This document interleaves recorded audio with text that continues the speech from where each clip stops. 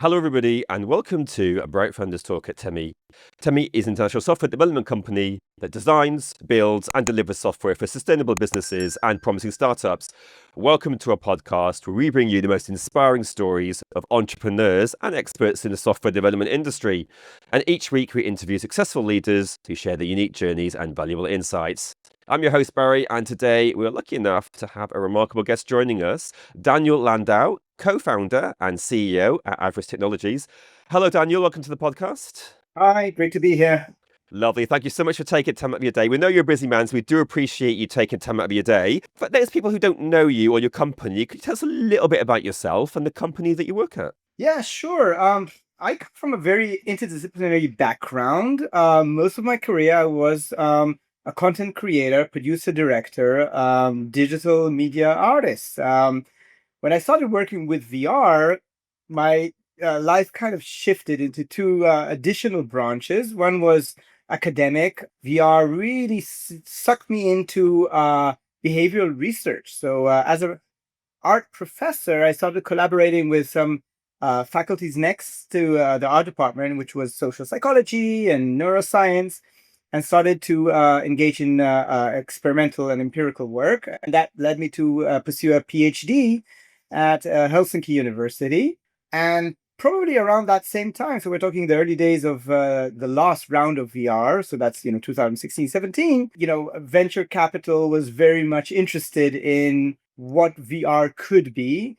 And I had a few opportunities to join companies, and I started my journey as an entrepreneur. So kind of moving from academia and the arts into management and entrepreneurship. So that's kind of the background. Were you always interested in being an entrepreneur, or was it something you just happened to develop into? No, I think artists are, the best entrepreneurs that you could think of. We kind of see, two objects and imagine, how to bring them together. And in a way, also as a child, I took Playmobil and Lego and fused them and played around. So I think it's a very natural kind of position in the world, to see how you can build and create. And in the last few years, it's actually building products. So I don't see much of a difference between my artistic work and my entrepreneurial work.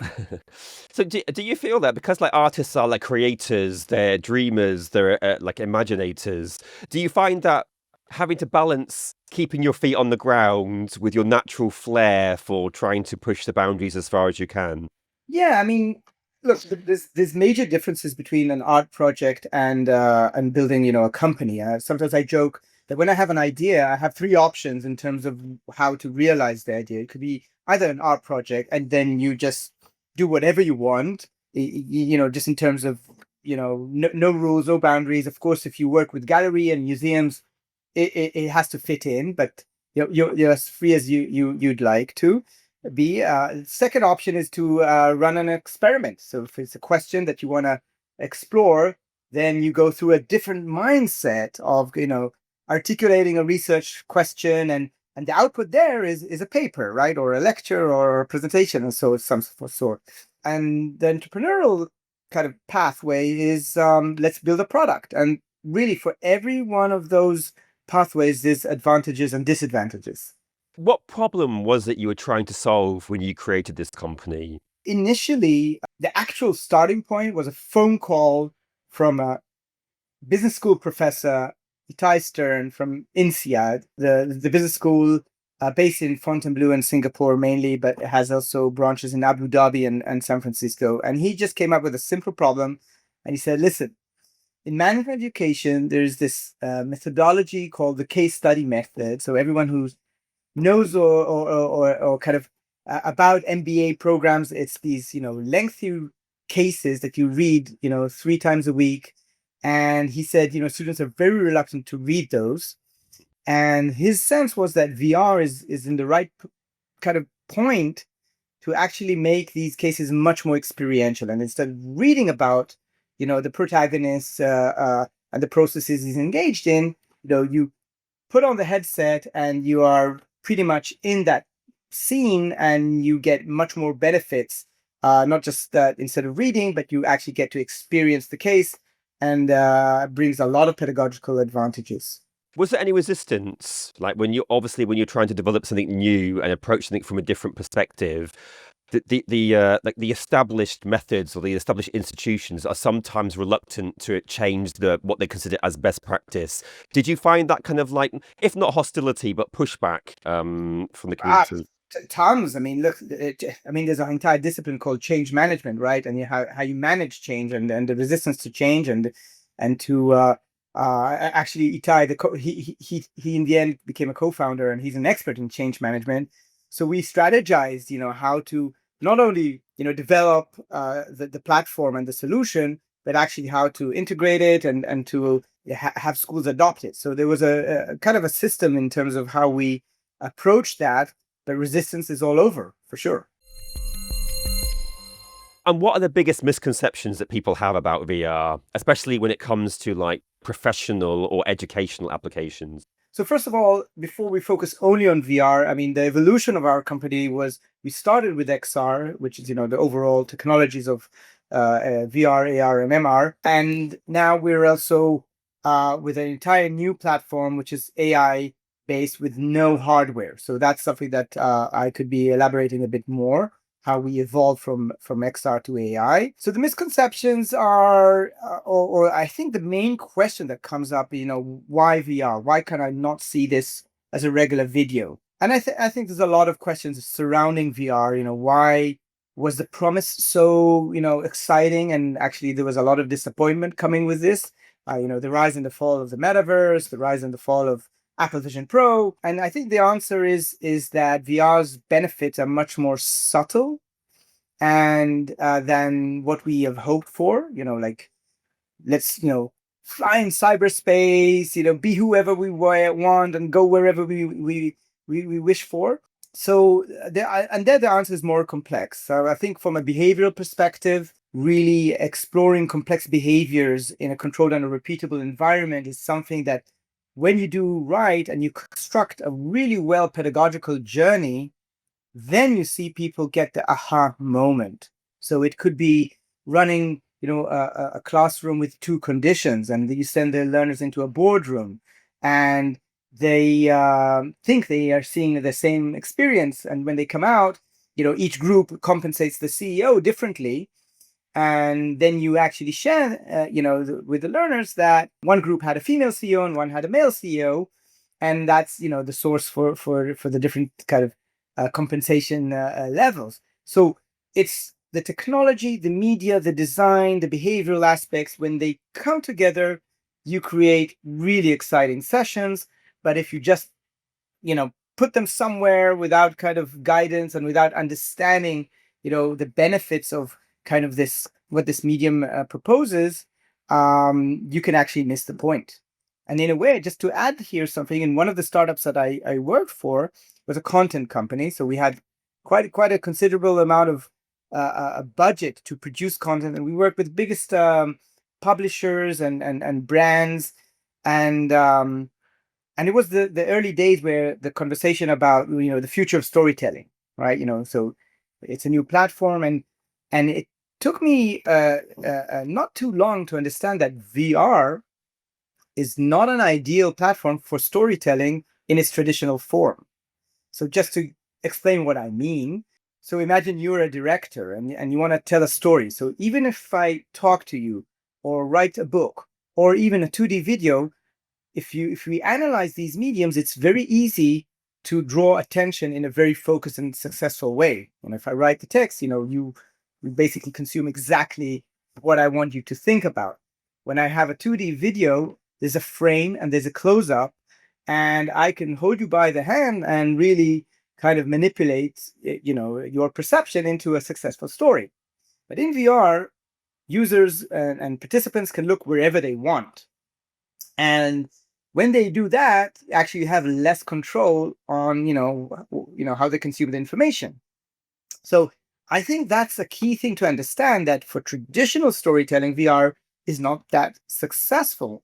And that's why I don't think the medium kind of achieved, what we hope for: entertainment, politics, advertisement. But in other forms, and definitely in education, where an open-ended question is a very fertile ground for learning. And that's where it kind of clicked in. And I totally appreciated, the Itai Stern, the professor, approaching me. And from there on, we built a company, we built a library, we built a platform. And now we're scaling this out with many other schools around the world. So it's really interesting that you say that because I grew up at a time before all this computer technology and I'm just used to using books all the time. Do you meet different levels of excitement from different levels of generation? Like for someone like me who maybe tried and true books are the best way, to maybe the younger generation who are much more approachable and adaptable towards technology and new teaching methods. Yeah, it's fair to say that younger generations are more open to such experiences. But I must say that a lot of executive education learners, so they could be 50, even 60-year-old, and once they really get into the story and into the pedagogy, because when a session in a business school is really a journey. And also, just to frame it, we don't place the learners in the headset for 90 minutes and then set him out. It's really about kind of sending them somewhere, kind of having this really fuel a discussion, coming back, having the professor kind of facilitate the theory and the model. Then they go back to reevaluate, the next scene. And I think that goes beyond age. When it's done right, learners appreciate it a lot. And you mentioned AI a little bit earlier in introduction. I think I'd like to go back to that because I'm kind of excited in what the future holds, especially with AI pushing like really hard at the moment. How do you see AI like converging with like VR, AI, XR in like applications for the next few years or decade even? Sure. So no, we're very much busy with that. And 2 years ago, where we're kind of scratching our heads and saying, okay, so here's an emerging technology. What does it mean for our product? And as I mentioned before, VR suggests itself very much for as a behavioral lab, right? Because you bring these complex behaviors into a classroom. And but then when we kind of evaluated AI, of course, it's based on language models, and the more tools came out in terms of conversation. So it started with text conversations, but then audio and video pretty much became commodity. It was very easy to extend our immersive case studies and plug in AI, and that was the first generation of our kind of extension of the XR platform. But then we started to develop a lot of exciting tools where when you transcribe that conversation, so you create, let's say, even a regular video that tells the story of the case, right? And then the learners get to converse with the protagonist, with the characters there, and you transcribe that in terms of like a window, in terms of how your learner is thinking, and give personalized feedback on the fly, both on a personal individual level or kind of at a group level. That really transformed our way of thinking of how case studies could actually emerge, from text through immersion. And we developed it as a standalone AI product that doesn't rely on hardware. As a CEO of a company, that's quite a welcomed move, because hardware is always difficult, and that opened up a lot of opportunities for us. Are there any specific industries that you think like will see the most transformation from your kind of immersive technology? So we're focused on learning and training. So I think that is very much going to impact. So AI is definitely going to impact this industry, and that's where I'm an expert in. Like other industries, I'm less fluent in terms of what the change is going to be. But just your guess is good as mine. The future of work is going to be radically disrupted. But I think the more asynchronous, self-paced learning is going to be more and more dominant. And of course, AI is going to play an important role in driving these type of learning methods. Since you've been doing this role, like what would you say has been like, the toughest technical or creative challenge? And if you did have one, what did you do to overcome it? Listen, man, innovation is hard. Everything is hard. Um, I have such a great team. They make these hard ups and downs slightly, kind of softer. So I don't think I faced, sales is difficult, like, so when you're creative, for example, sitting down with your product team, with engineers, inventing, imagining, critically thinking about what goes into the product, what does that's fun, that's easy. And then also productizing, like how do you wrap it? How do you have teaching, materials of how to use your product? That's quite easy. But sales is a different job, and it's boring. If that's not your DNA. So my job was to bring in people that are totally excited both about the product, but also about sharing with the world, what we do, and making a difference. That's when I close the loop and see happy customers. That's very gratifying, and the efforts, you start seeing the fruits from where you started. So, as a CEO and an artist, I imagine that you might have competing views about success. Like, how do you personally measure success for your company in terms of perhaps, is it profits?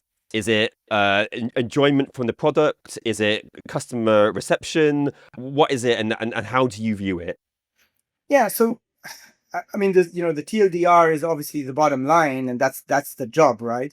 But definitely, our vision and mission is really to change the way we learn, because simply put, passive methodologies have been, haven't changed for probably for millennia. The person standing in front of a group of learners, and it doesn't matter if it's a blackboard or a PowerPoint, it's still, a one direction kind of transmission of information. So when I see sessions kind of really excite learners, and we get, testimonials of people, they go, to the North Sea, to Africa, to Mars, they get to interact with avatars and get, feedback, on a personal level. When I see that happening, that's super gratifying. And for me, that's success. So I would say these two, between the two, bottom line, I need to maintain the company, I need it to grow, but actually seeing new ways of learning actually accepted and scaling, that's for me true success. And just because we are coming towards the end, unfortunately, and there's so many more questions that I want to ask you, but I'll narrow it down just to one extra one, if I may. What advice would you give to other entrepreneurs, maybe people who are entering the VR AR headspace, or just entrepreneurs in general right now? It's a very difficult question because I'll never be able to wrap this kind of 1, 2, 3 how to become an entrepreneur. But first of all, just to be aware that this is a very, very rough journey. So, there are advantages doing it when you're young and maybe when you're later on, but just to be aware that, there's kind of an aura around entrepreneurship and, startup and VC. You have to be kind of prepared for a really long journey. And if you're looking for quick returns, excitement, kind of driving the adrenaline, you better prepare for, a different type of journey. So I think patience, perseverance are probably by far more important than just how your idea is exciting. Because typically, when an entrepreneur is in love with his product, there's many blind spots. A lot of them are business related, but others as well, that I think being open to evaluate your ideas that you were in love with in the beginning, but actually being open to see how the world responds, how people respond, and to be able to evolve and prepare again for this really, really long journey. Daniel, thank you so much for your open and candid response. I do appreciate that. And also, thank you so much for taking the time to talk with us today. It's been so interesting listening to you. That was Daniel Landau, co-founder and CEO at AVRIS Technologies.